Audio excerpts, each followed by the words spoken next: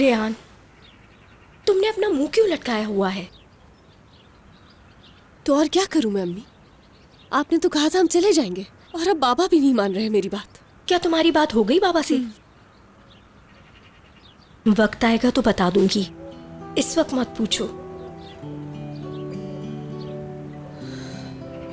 चलो आओ कहीं बाहर घूमने चलते हैं, मौसम भी बहुत अच्छा है। गुल के लिए कुछ चीजें भी लेनी है, वो भी खुश हो जाएगी। चले चलते हैं। गुल, कहाँ हो तुम बेटा? जी अम्मी। जल्दी आओ, हम बाजार जा रहे हैं। याहू, चले अम्मी, आज तो आप ही भी हमारे साथ आएंगी।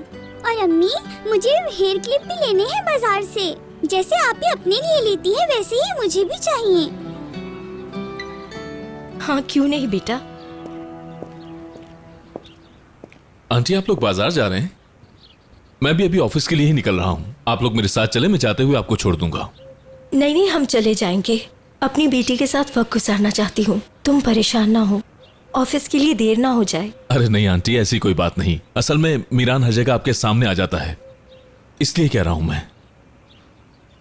तो क्या अब हम इस डर से जिएंगे कि वो हमारे सामने ना आ जाए?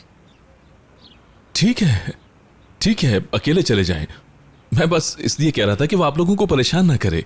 हम नहीं होंगे उस शख्स से परेशान। आ जाओ गुल।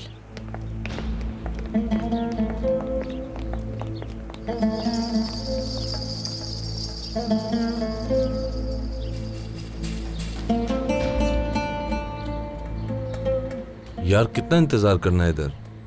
जब तक रेहान बाहर नहीं आएगी। वो बाहर क्यों आएगी? और अभी तो गई है वो अंदर, और हमें तो ये भी नहीं पता कि अंदर क्या हो रहा होगा और दादा उसके साथ क्या कर रहे होंगे। अगर वो बाहर नहीं आएगी तो मैं सारी रात उसका इंतजार करूंगा। समझ गया मैं, मतलब ये है काफी लंबा दिन गुजरेगा।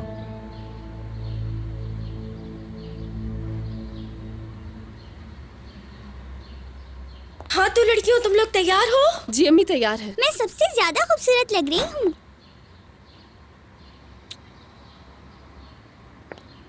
अरे कहाँ की तैयारी है?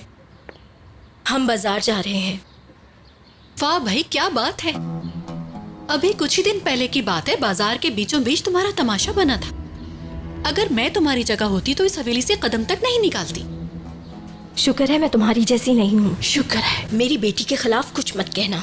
असल शर्मिंदगी उन्हें होनी चाहिए जिन्होंने इसके साथ ऐसा किया।